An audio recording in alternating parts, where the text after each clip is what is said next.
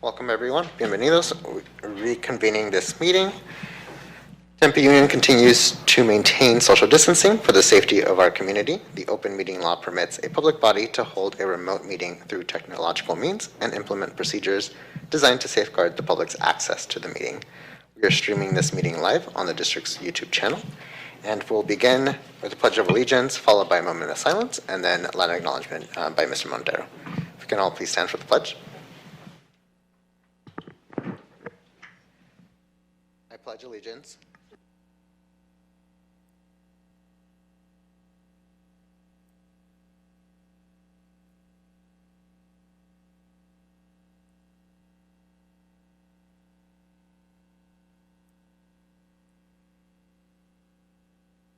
Thank you.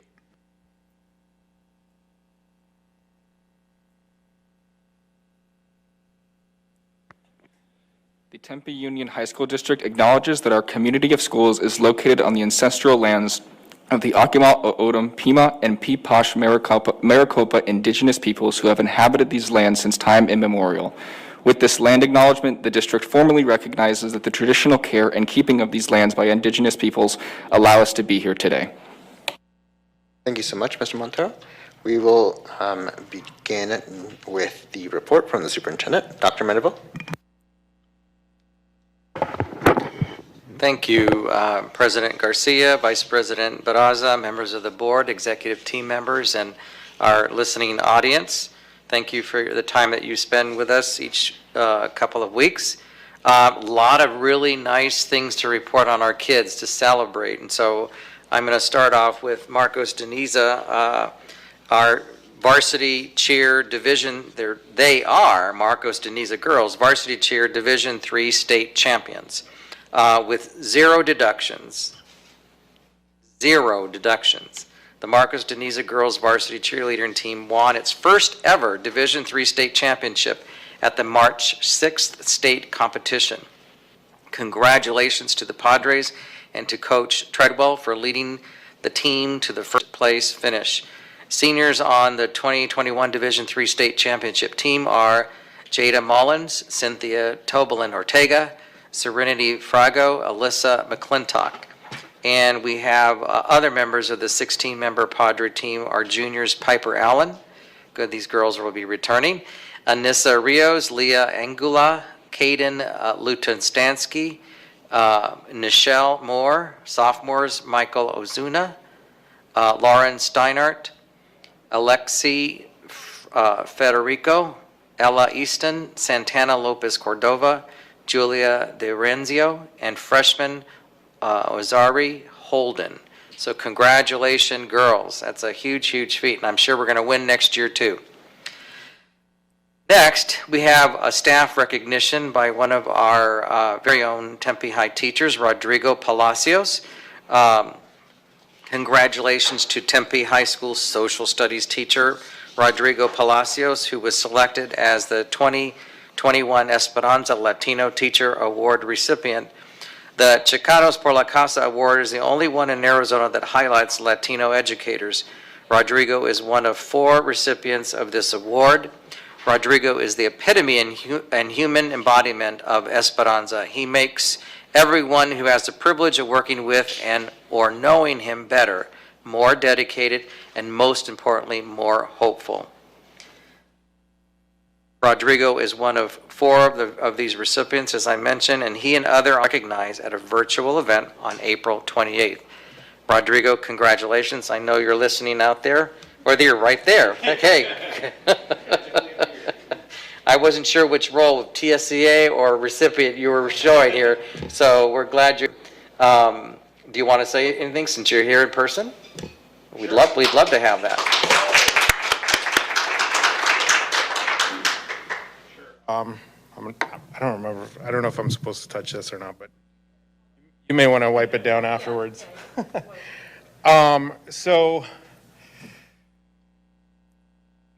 First and foremost, I want to thank Courtney, dear colleague and a friend of mine, who took up this nomination. I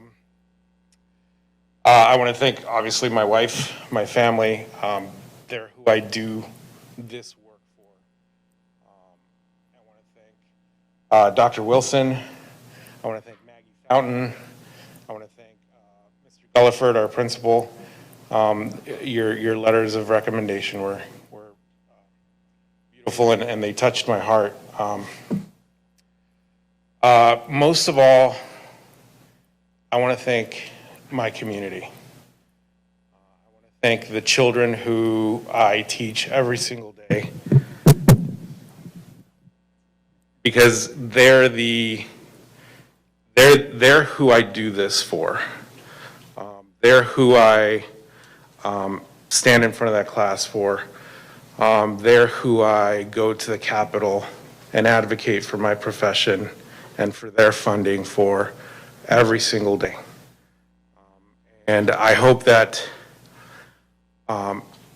if anybody out there, if anybody in this room, and if anybody listening has it's anything out of this, it's that it's so important to speak up, so important to be an advocate for our profession, so important to be an advocate for justice and for equity in our schools and in our community. And so I'm truly grateful for this honor. I still I'm in cloud nine half the time, but I really do appreciate all your help and all your support in this room. Thank you.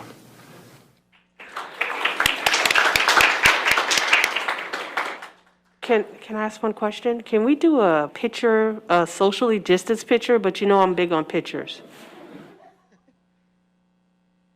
We need it. We need it. We need it we need to keep the memory. A social distance picture. Well, I mean, this is being live streamed, so, I mean, we can arrange for probably a picture. Are you going to stand? We can do a photo at a later time. If Mr. Palacios would like to stay for the rest of the meeting? back for a little bit. Yeah. That's fine. Yeah. Okay, as long as we get a picture. Thank you guys again. I really appreciate it. Congratulations again, Rodrigo. Go ahead. Before we move forward, I'm not sure if Courtney had any words to share with us with respect to the nomination package, or I just wanted to recognize you as well for taking the initiative and sharing the great things about many of the things that Mr. Palacios has done for our students. Thank you. And thank you to everybody who wrote the letters of recommendation, including Haley Newton, who's a brand new teacher in the district. I do want to thank you all for all that you do. I know it's a hard job, and I know that it's been a difficult year, but I think it's really important for us to recognize each other and to make sure that we take the time to provide each other with the support and the love and the care and concern that we can. And I think that it's really awesome that we had so many people who were willing, from people at the district office to our administration to staff, that would support the nomination. So thank you so much, and thank you, board members, for all that you do for us. Thank you so much. Appreciate it. Dr. Mendenville? So yeah, we have a couple more, and I'm excited about these as well. So Kelsey Tomlinson, a national board certified teacher. She's the second one in the school district. Tempe Union is proud to recognize Kelsey Tomlinson. She's an English teacher at Desert Vista High School as our newest national board certified teacher. We are committed to supporting our teachers as they engage in this rigorous examination of their practice. The greatest impact on student learning comes from a high-quality teacher. We're all aware of that, and we are actively working to grow the numbers of national board certified teachers in our district. So we're very proud of the two that are in the district, and we have every intention of growing that National Board Certified Teachers have earned the highest certificate an educator can achieve in the United States through a process that enhances their teaching practice, ultimately better supporting our students. And lastly, staff recognition, our Tempe Diablos Excellence in Education Award finalists. We are so lucky because we have a number of our teachers that have been nominated and will be recognized at the virtual Tempe Diablos Excellence in Education Awards event on May 6th. Typically, this is in person, obviously, but it'll be done virtually, and it's really a tremendous event. Class Act, so I'm going to go through some categories and then some of our teachers. For Class Act, we have Sandra Rivera at Mountain Point, John Sharp, Tempe High School. Inspiration, Valerie Molina, Marcos, Otilia Tynes at McClintock. Rising Star, Abigail Anderson at Mountain Point, Shelley Peckins, McClintock. High Impact Award, Micah Kristen at McClintock, Susan Manning at Compadre. Lifetime Achievement, Nita Atkins, Tempe High. Justine Centeni, Corona. For Leadership, Tamika Banks at Mountain Point. Steve Threadgill, Corona. Transformational Award, Amanda Cogswell, DV. Talia Remmer at Marcos. And Teacher of the Year, Natasha Alston, Mountain Point. Karen Crane, McClintock. David Duplessis at Corona. And knowing all these individuals, you couldn't ask for a finer group of teachers and professionals. So kudos to each and every one of them. I will be there virtually. And finally, this is actually the final one, our staff recognition for the Moderna vaccination pod at Corona del Sol. And I'm going to hand this off to Mr. McDonald because he put so much time and effort along with many others to make that all of those pod events in our district successful. Mr. McDonald.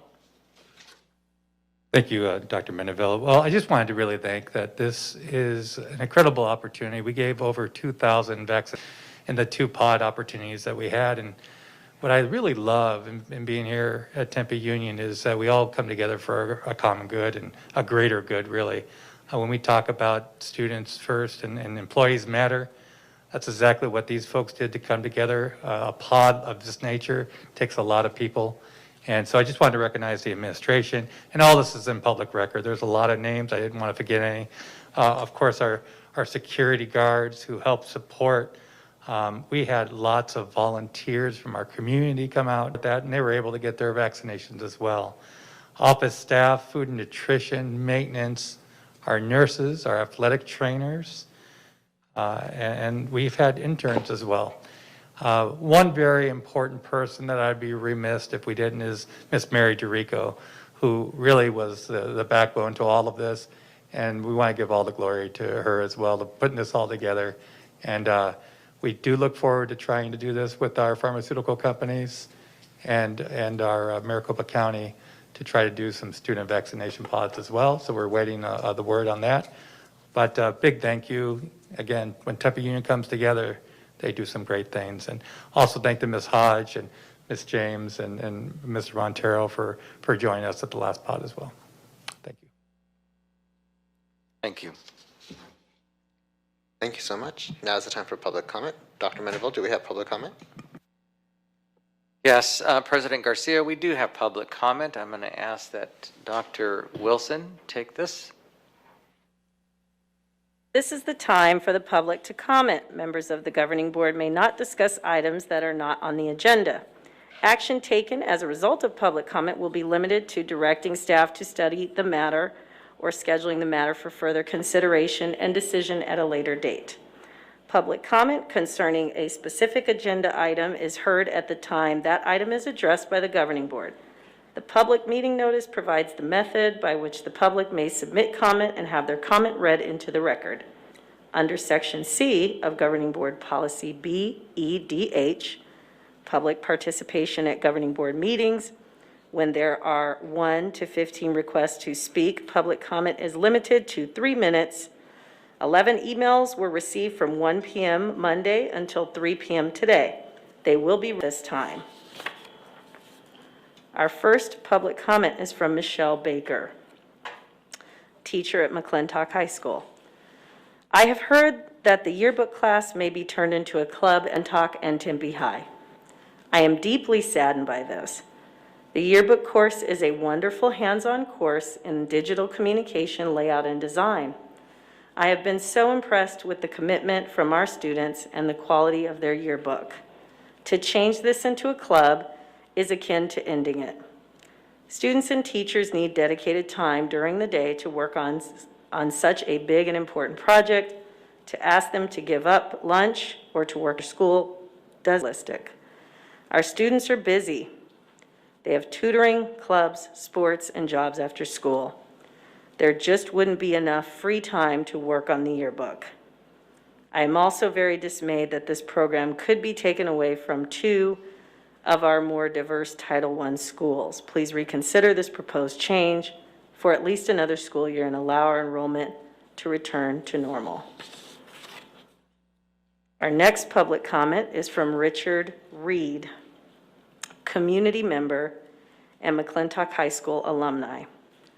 Hello, I was told that I can submit a letter to be read at the next district board meeting regarding the conversation about relegating the McClintock High School yearbook into an after-school club.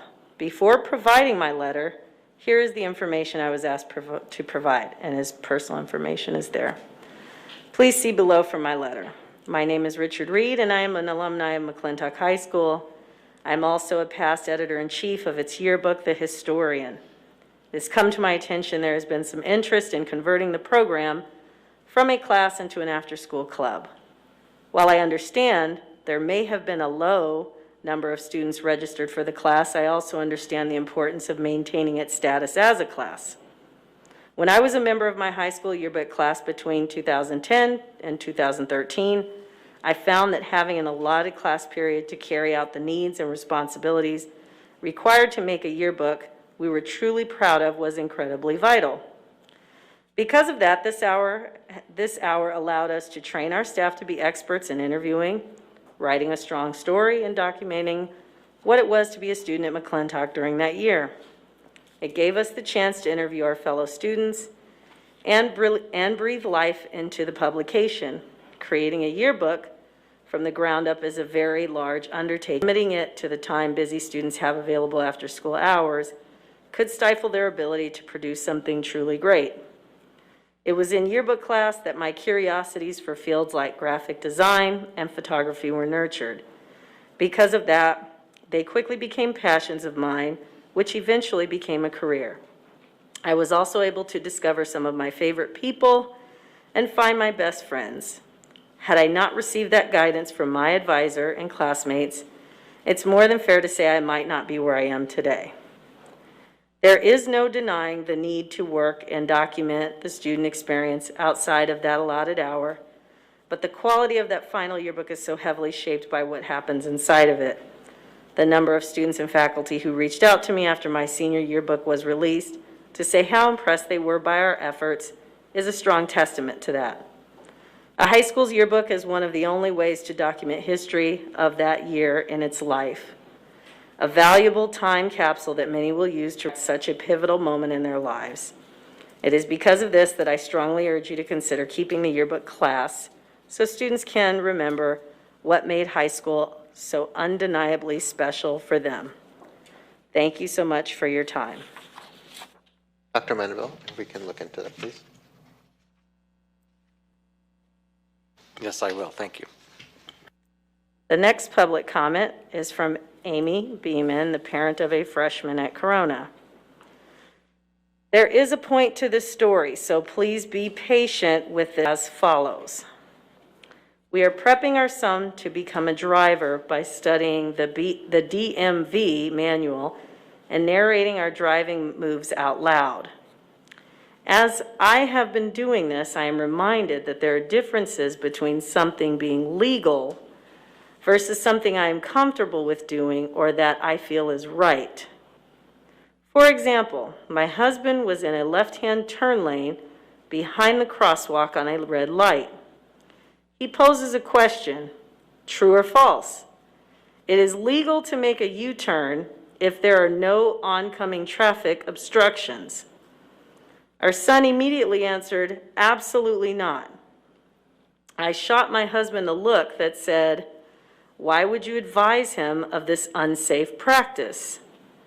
Yes, according to AZ law, technically you can make a U-turn on a red light. If you can do it before you enter the intersection and make that complete U-turn before entering the intersection, it is allowable. Just because something is allowable doesn't make it right in my book. There are so many factors that could go wrong, from people in crosswalks being unnoticed to people being unable to complete in one turn and not obstructing oncoming traffic and putting people in harm's way. I would never have told my 15-year-old that this was an option. It might be legal, but I don't think it's right or safe. Honestly, I'm never in such a rush to risk this driving maneuver. I always wait to get my green light because I think it's the right thing to do. What does this have to do with TUHSD, you might ask? Well, it is within your legal right to deny the public the ability to attend board meetings in person. In fact, it is probably easier to not have the prying eyes of your constituents upon you, especially when the decisions are met with disapproval. But please ask yourselves, just because it is legal, does it make it right? Are you really okay with banning parents, students, and other stakeholders from attending and/or contributing?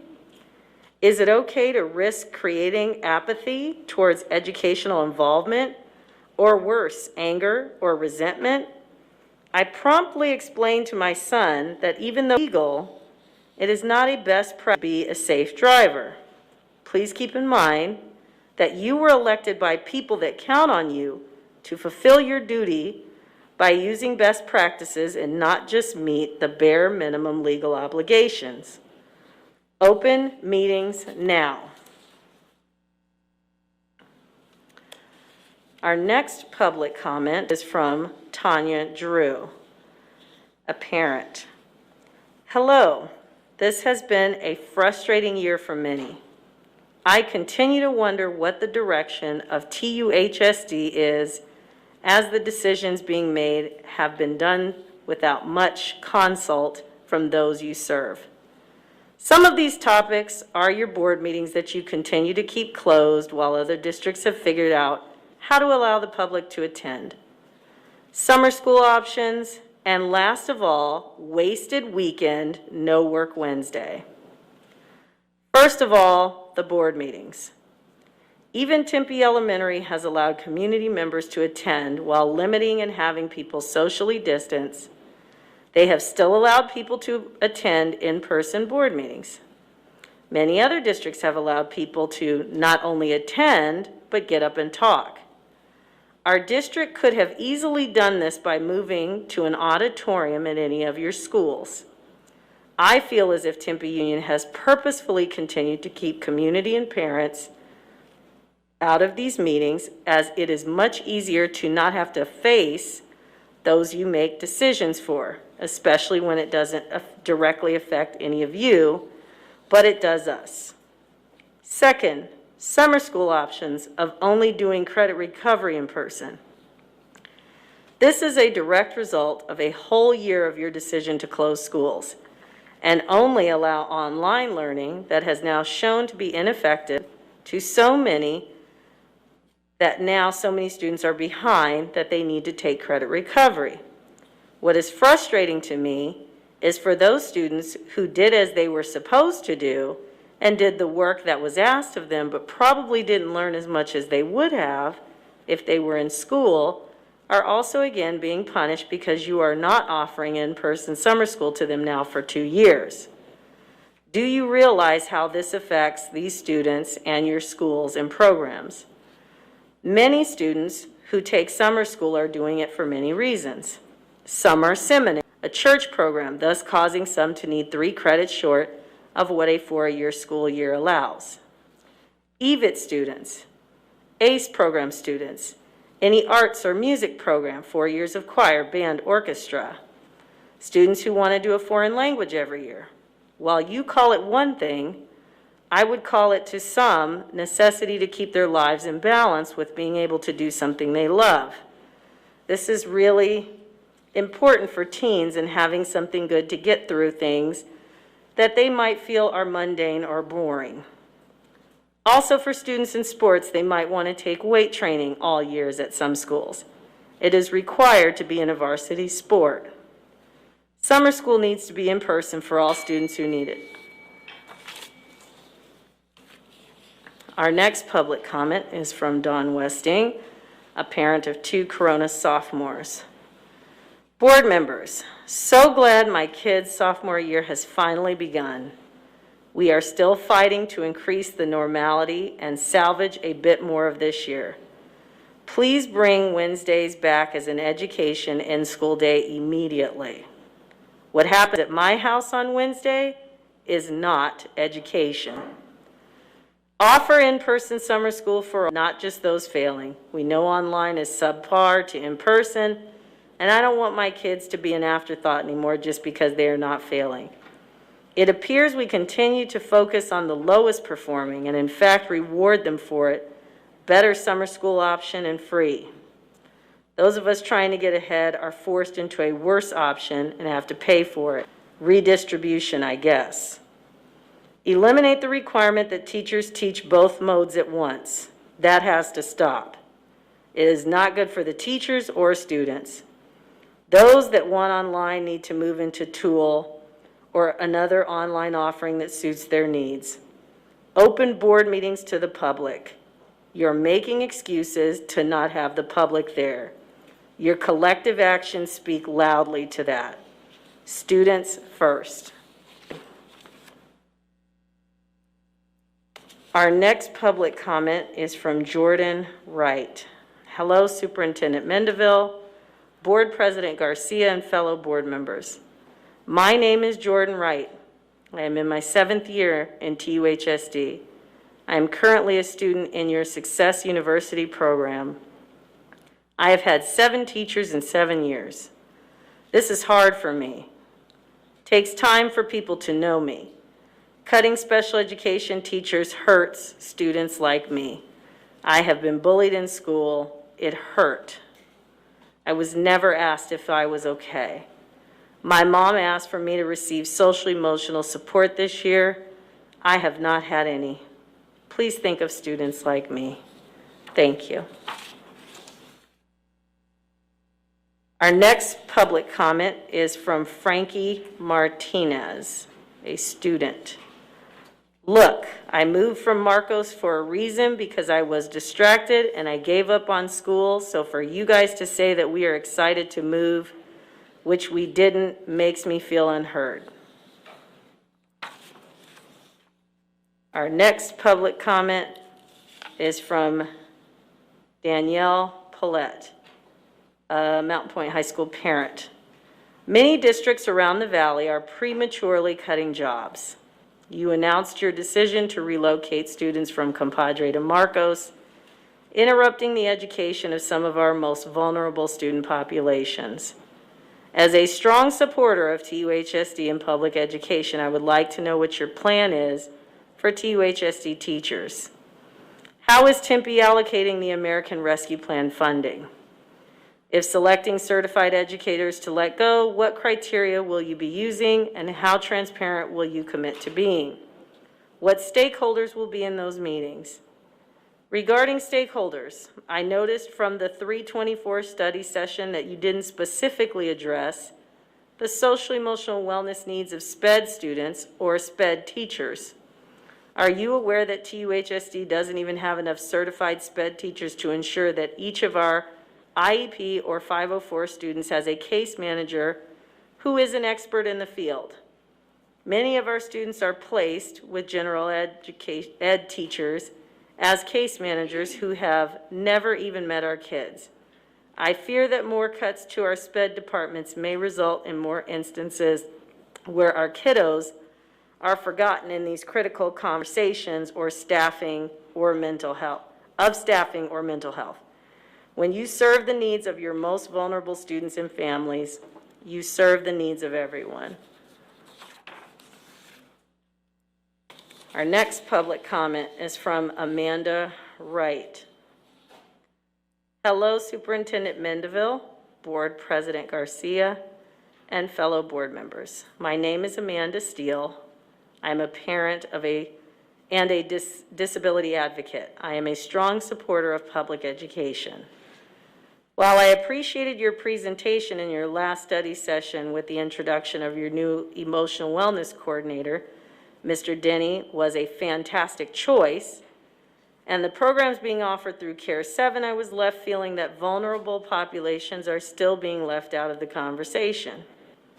Having a son who was victimized in this district with no emotional support offered during or after the situation occurred was extremely difficult and traumatizing for my family, especially my son. Please see his letter for his experience. I read an article in Psychology Today, referenced below. This study showed a life expectancy in those with ASD with a cognitive disability or a learning disability at 39.5 years versus 70 years for the general population study. Those with ASD without a learning disability had an average age of death at about 58 years. The leading cause of death in those with ASD in this large study were heart disease, suicide, and epilepsy. The suicide rate among those with ASD was 9 times higher than the general population. Please go back and read that again because those statistics are horrifying. During this same evening, we were informed of the FTE cuts of the general education population with the discussion of special education cuts occurring next. I hope this discussion is tabled until a special education invested chair is on the budget committee. I was quite surprised to learn that our current special education director is not on the budget committee. I would like to know who is currently on the budget committee representing special education. I do hope Kathy Minard's replacement will come with the knowledge to sit on this committee. There are a lot of parents questioning the budget and our students allotted IDEA federal and state funds. We hope to receive on the 8th during the next SIAC meeting.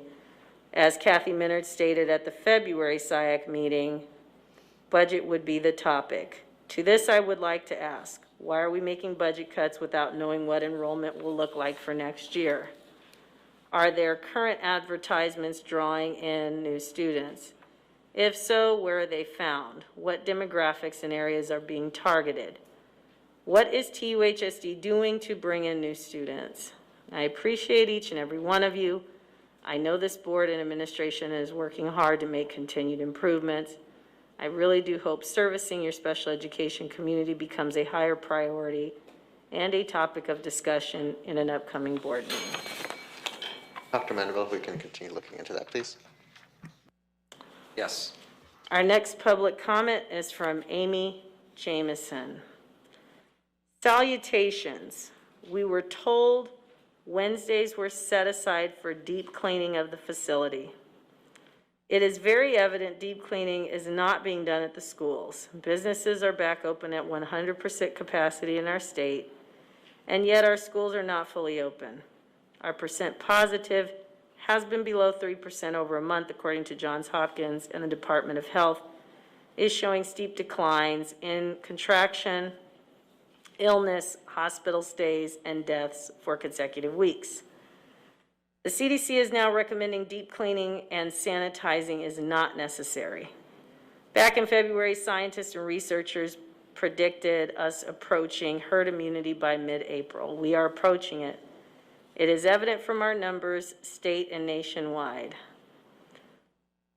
Dr. McCary is a professor at the Johns Hopkins School of Medicine and Bloomberg School of Public Health, chief medical advisor to Sesame Care, and author of The Price We Pay.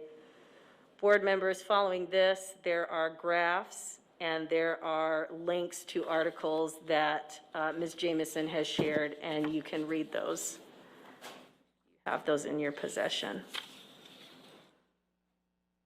The next public comment is from Heidi Sauer. Hello. Now that it has been shown that our students and teachers were safe to be in school in person this entire school year, it is time to make the following changes to benefit our kids. 1, masks should be optional since Governor Ducey has lifted the mask mandate and kids are the least at risk for COVID of all groups. 2, Wednesdays need to be back in person immediately. Our students have missed so much learning this year due to the online debacle, and we are the only school district doing asynchronous days. There is no justification in cutting 20% of our kids' learning time each week. 3, there has never been validity for closing our school board meetings. Our surrounding districts have found ways to keep meetings open, and it is critical that our board hear directly from its community. Please do right and correct these 3 policies for the benefit of our kids. Thank you. That concludes public comment. Thank you so much, Dr. Wilson. All right, we continue on with consent agenda. Board members, may I have a motion to approve consent agenda items F1, F7?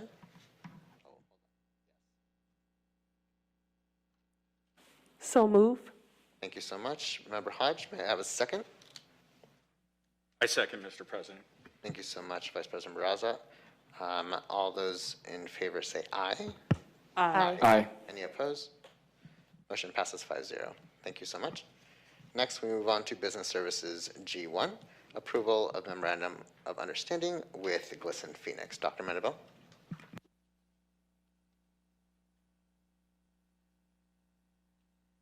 Thank you, President Garcia. This is actually a new memorandum of understanding, even though we've had a relationship with the Gay, Lesbian, Straight Education Network, GLSEN. This is just formalizing their involvement with our schools and with our programming and assisting with the social and emotional needs of our district students in general. So while we have had that long-term relationship, I'm glad that we're seeing this formalized in an MOU. The work that they do on behalf of our students at all of our school sites is greatly appreciated, and we hope to expand and enrich the services that we glean from GLSEN. So we're excited about this and need your approval. Thank you so much. Board members, do you have any comments or questions? Vice President Barraza. I think that's great that we're formalizing, this, and reading the public content of the paragraph, I just want to state it verbally, just because I think it's well written. This MOU with the Phoenix chapter of Gay, Lesbian, Straight Education Network, GLSEN Phoenix, will provide safe school programs that will assist with the social emotional needs of the district students. As a national nonprofit organization, GLSEN will provide guidance and resources for gender sexuality alliances, and other related student clubs at district campuses. Additionally, GLSEN will provide training programs and toolkits for school-based staff, community members to ensure cultivation of a safe and inclusive school environment. This MOU document outlines both GLSEN and district responsibilities and has been reviewed and approved as to form by in-house legal counsel Jordan L. I really appreciate the district's work on this. Thank you so much. Thank you, Vice President Barraza. And I'd just like to make a quick comment on this as well, that I appreciate everyone at the district who has worked on this. When we do speak about supporting all of our students, it includes all of our students, including those who identify on the queer spectrum, identify as gay, LGBT, trans, and recognizing that there's significant challenges and needs surrounding our students. So I just want to thank you all for memorializing this and making it into an MOU. Having said, are there any other board members who'd like to comment or questions? All right, then we will move on to voting. May I have a motion to approve one? So moved. May I have a second? Second. Thank you so much. All those in favor say aye. Aye. Any opposed? Motion passes 5-0. Thank you so much. Next item is G2, approval of memorandum of understanding with Not My Kid for program services funded by the U.S. Department of Justice, Office of Justice Programs, and the Bureau of Justice Assistance. Dr. Mendenville. Thank you, President Garcia, members of the board and executive team. This is a continuation with some of the work that we're doing with this particular grant. with the Department, the U.S. Department of Justice Office of Justice Programs, the Bureau of Justice Assistance's Stop School Violence Grant Program. And it trains school personnel and educates students through the curriculum that is part of Not My Kid. And we're privileged to have this grant extended, and so this is part of that continuation of the programming with the requirement of the curriculum there. And this takes us through, I believe, September, Mr. McDonald, right, through the grant, and then we can review curriculum at that time in the formalized process for an RFP. Okay. Thank you for preempting my question. Board members, do you have any questions or comments at this time for this item? All right, hearing none, seeing none. May I have a motion to approve item G? So move. May I have a second? I second. Thank you both. All those in favor say aye. Aye. Aye. Any opposed? Great, motion passes 5-0. Thank you. Next is item G3, approval of Mojave Cooperative Contract for E-rate services. Dr. Mendeville? Thank you, President Garcia, members of the board. On March 7th, in 2018, the board approved Nicely Done Consulting. Yes, that's exactly what it says, Nicely Done Consulting, to oversee the E-rate services for the district. And the E-rate services are part of a federal government program that oversees funding for the overall E-rate. And the E-rate is basically a discount with a variety of services. We have a 5-year contract. Some of the services that include are with the band and internet bundled through Cox Services as an example, and then the installation of those services, to name a few. But we do realize some significant savings through the E-rate federal program, and we're glad that we're part of that process. So, Mrs. Millmans, do you want to add anything to that at this time? Okay. All right, thank you so much, Dr. Mendeville. Board members, do you have any questions on this item? Vice President Braza? Mr. President, I don't necessarily have a question. I just wanted to acknowledge that Superintendent Mendeville didn't state that we didn't have this program. You know, he acknowledged it, and from other school districts along with others in the district, and they worked to get this implemented, and it really provides incredible savings for our district. And is this correct? And the total number right now for 1.2 is what we're looking at, 1.2 million. This is great, you know, so being able to be a part of this and being able to recognize that we can get that type of savings, you know, I really appreciate that, the combing through all the details and the emphasis to get these things into our district. Thank you. Yeah, thank you. And I want to just clarify, and thank you for your kind words. Dr. Baca, when he and I came on board, that was one of the discussions that we had in Mesa when we had E-rate there, and he had it in Phoenix Elementary. And so working with the business department, we were able to realize that benefit as well in Tempe Union. So thank you. I appreciate you saying that. I knew you wouldn't want to bring that up out of modesty, but, you know, it's really important. You know, thank you for recognizing that and bringing it to Tempe Union. Thank you, Vice President Braza and Dr. Mendeville. Board members, any other comments or questions for this item? All right, hearing none, seeing none, we will vote. May I have a motion to approve item G3? So moved. Thank you so much. May I have a second? Second. Thank you. All those in favor say aye. Aye. Aye. Any opposed? Aye. Thank you. Motion passes 5-0. All right, next on our agenda is information items. H1, budget development update. Dr. Mendeville? Thank you, President Garcia and members of the board. Mrs. Mielmans is going to have some time to share a little bit more information. As I've mentioned in previous board meetings, we want to give a little chunk each board meeting to kind of take you along the story of our budget development process for the 21-22 school year. And again, want to applaud Mrs. Mielmans and her team for all that they're worrying about right now, along with me, but I think we are in far better shape compared to some of our sister districts, and so for that, I'm extraordinarily proud. Mrs. Mullins. Thank you, President Garcia, members of the board, Dr. Mendeville. I just want to give you a quick update that we just did receive another piece of information that we need for the puzzle as we're trying to figure out exactly what we're working with. Last week, we received the information from the Joint Legislative Budget Committee regarding what the funding would be available for the Classroom Site Fund for this fiscal year. The Classroom Site Fund was established by Prop 301, and the funding comes from a education sales tax along with a portion of the K-12 state land trust revenues.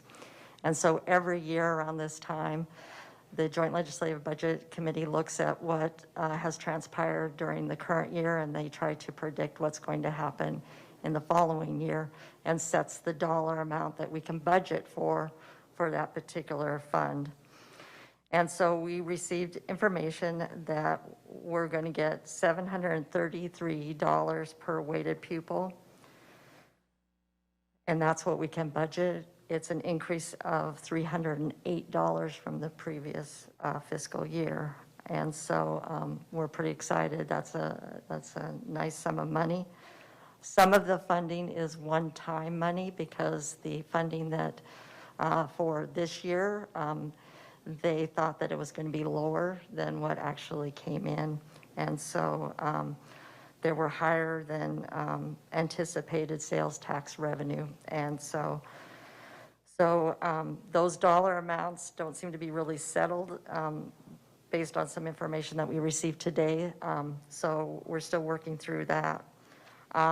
Also, you might have heard that the legislature passed and the governor approved changes to the Classroom Site Fund.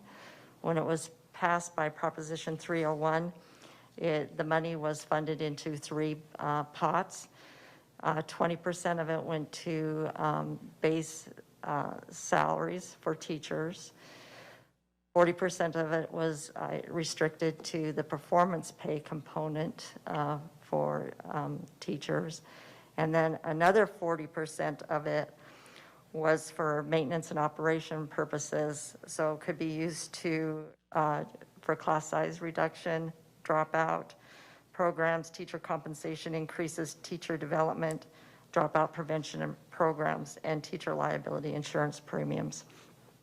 So the legislature, along with approval by the governor, they have changed the way that the funding is going to work, and so it's all going into one pot now instead of the three separate pots.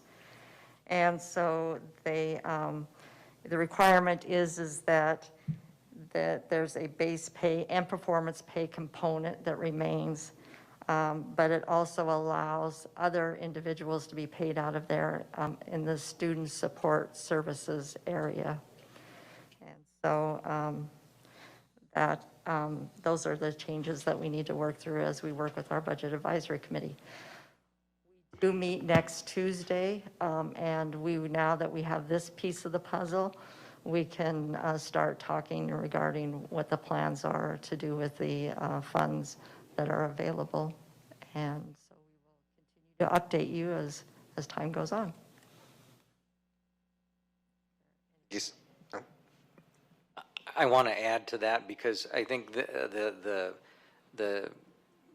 this bit of information is very important, but to Mrs. Milliman's point about the puzzle, because it is a puzzle, and we all know that, but the more information we have, I think we are in a better position for the next board meeting to provide a presentation with a bit more details that would make sense since we've been bringing you along with this process, and couple that with some of the, as I mentioned earlier, with Board President Garcia, with photographers' information, and pull that information together. So we'll have time to share a lot of that information at the next board meeting.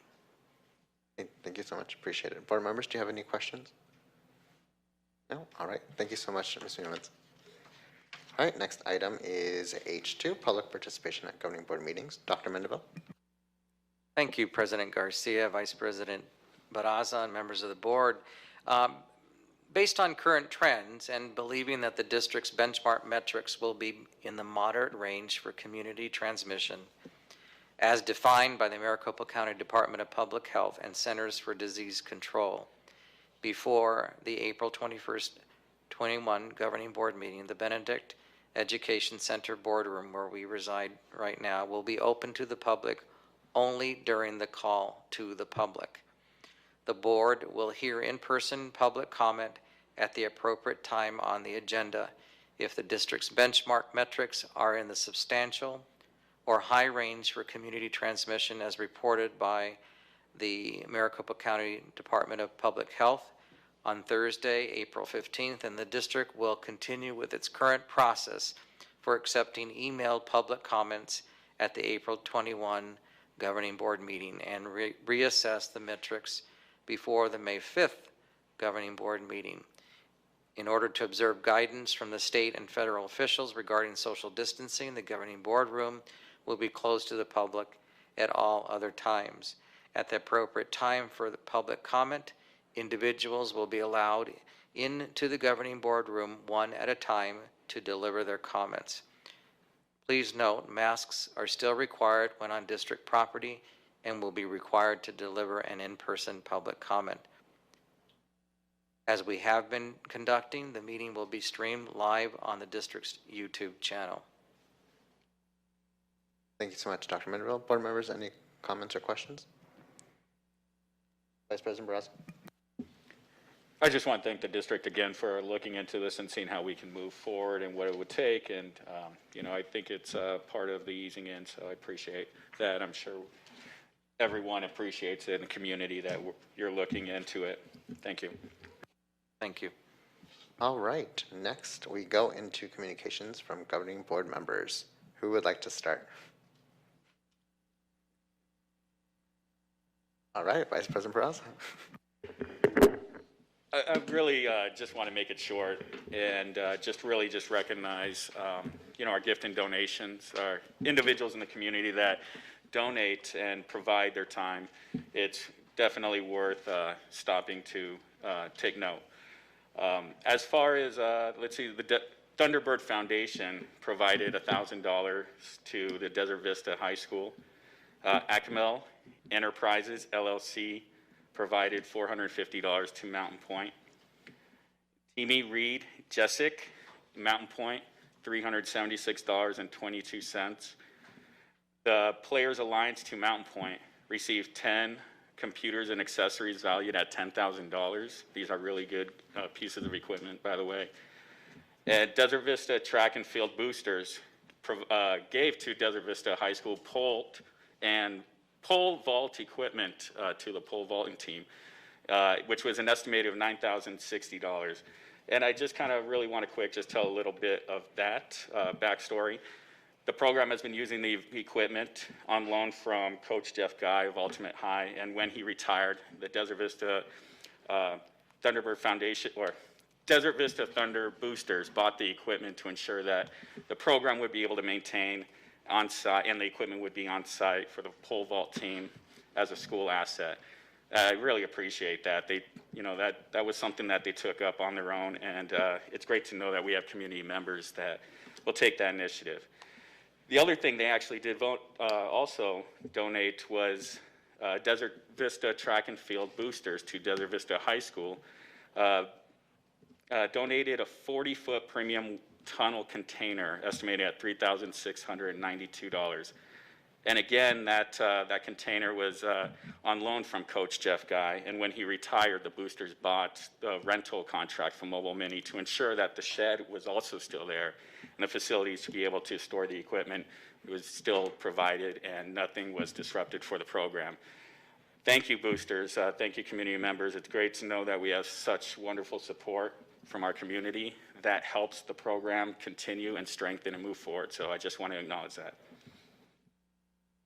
And that is all I have for my comments for tonight. Thank you so much. Are there any other board members?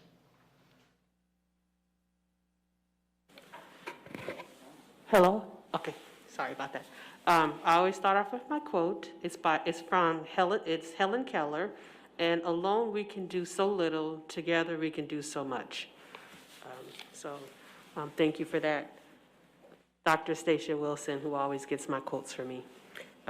I just want to congratulate the Marcos Denisa cheer squad. I actually got to see them compete a little bit, and I just want to congratulate all of our cheers, because we did, even though they were state champions, we had most of all of our cheer actually competed, and they all did a phenomenal job. Also, for Mr. Sean McDonald, thank you so much for what you do with the pods. It's always run so well and nice, and everyone works together, and we get a lot of positive information from different areas about it, and people are reaching out to want to know what we're doing in our district to make it so successful. So thank you so much for all that you do. I got a chance to watch the Tempe Courage Awards. I want to congratulate all of the awardees. I mean, from every level, from middle school all the way up to high school. It was a great event, online event. We had, we have 5 from each school, and I want to congratulate all of our Tempe Union and Tempe L students who got the awards this time, and also all of our 11 students who got the Courage Award. And also I want to congratulate the Tempe Diablos staff who are finalists. I'm excited to see what's going to happen in a couple of months, in a month, I guess, less than that, in a few weeks. But it's really nice. We always have a great outcome with our teachers and staff, and it's always a great event to go to. I'm kind of sad that we can't do it in person like we used to, maybe next year, but I enjoy it every year and can't wait to see the results. And to let you know, all of our finalists, all of our participants, you all are winners, so congratulations to everyone. And I will end with that. I did do some community things, but I talk so much, so I'm going to kind of cut down on that. So thank you, you guys. Thank you so much, Member Hodge. Member James? Thank you. Yes, the Youth Fest Courage Awards were amazing. They did a really nice job virtually, and the 40 Changemaker Award recipients just are incredible. And we had, I think, 9 of the Youth Fest Courage Awards recipients were from Tempe Union. We had Bobby Lyons, who's a senior at DB, Carlos Molinar, senior at Tempe, Mackenzie Stewart, a senior at Compadre, Mary Elias, senior at McClintock, Miranda Benuelos, senior at Compadre, Nadia Bennett, junior at Marcos, Tatum Wiley, a senior at McClintock, and Tyler Echeverria Mejia, a junior at McClintock. So congratulations to all of them. Their stories were amazing. And I wanted to say congratulations to our students who made state band, orchestra, and choir. All state is so exciting, choosing the best of each instrument in each group throughout the entire state. And I know we had a lot of Tempe Union students make it, and we're excited to see them represent our district at All State. And want to echo what Board Member Hodge said about the pod, Mr. McDonald. It was incredible and so well run, and everybody was in a great mood, and we got pictures of dogs. Thanks so much to Megan Sterling. Dogs in the pod. It's a great, great on Twitter. And then finally, I've been able to visit some schools and have been able to work with some orchestra students, which has been really fun at Mountain Point and Tempe High. And I'm looking forward to going to Marcos and hearing some of their performers and orchestras. So I'm also just really impressed every time we go to see students that are so happy to be at school and wearing their masks and distancing, and it's been really great. So thank you. Thank you, Can Member I say one thing before I forget? Yes. I want to just congratulate Board Member James for getting the job in Tempe L. You're going to do so great of a job, phenomenal. So congratulations on that. Thank you so much. Thank you, Member Hodge. Member Montero? Thank you. Yeah, I've start off, I had the chance to visit the rest of our schools with Dr. Mendeville and Board Member James after our previous board meeting. like I said last time, it's great to meet the staff over at all of our schools and being able to see some of the classrooms and really just the ways that our teachers and our students are adapting. And it's amazing to see all the creative ways that we're engaging students both in the online and in-person format. It was really great to see and encouraging. I also had the chance to visit the pod site at Corona, so thank you to Mr. McDonald and all those involved in making that a reality. I also saw that it's National Assistant Principal Week, so I wanted to say thank you to all of our assistant principals for all of the work that you are doing. And wanted to lastly congratulate all of our Tempe Youth Fest Changemaker and Courage Awards. It was, your stories are all inspiring, and so congratulations to you all, and that's all I have. Thank you so much. I will affirm everything that my fellow board members have shared. It is pretty incredible to see our students and see their stories being spotlighted and shared in a way that really honors and empowers them and others like them through the Courage Award. So thank you all so much for everything that they continue to do and inspire us to always look to continue to thrive. So congratulations to our Courage awardees and recipients. Also want to congratulate the Marcos Ceniza Girls Varsity Cheer. We're a competitive district, and it's really exciting to see us go head-to-head with so many other districts and schools across the state. So congratulations, and I can't wait to see the next year's team also bring back titles. So, and with the Tempe Diablo's Excellence in Education Award finalists, this is really special for me because I know so many of these individuals that have either supported or taught, or I got to work with, or my brother got to, be supported by them in different ways. And so it's incredibly special to see so many incredible people being recognized for the amazing work that they do on a regular that doesn't get highlighted and deserve that recognition. So congratulations to you all. And I have to say thank you to everyone with the pod administration, especially Mr. McDonald. I remember first approaching both you and Dr. Mandeville about how can we make this happen for our school district and how for our community, and it's the way that you've seamlessly brought it all together and made it accessible is it merits recognition, so thank you. And also thank you, Megan Sterling, for sharing the doggies. That was my favorite moment. I would just go in to check to see the dogs specifically. One of them, which reminded me of my dog Olivia, which I digress, but it was a self-care moment, so thank you. And then just recognizing some of two folks in particular, but all of our volunteers that came in and volunteered at those events.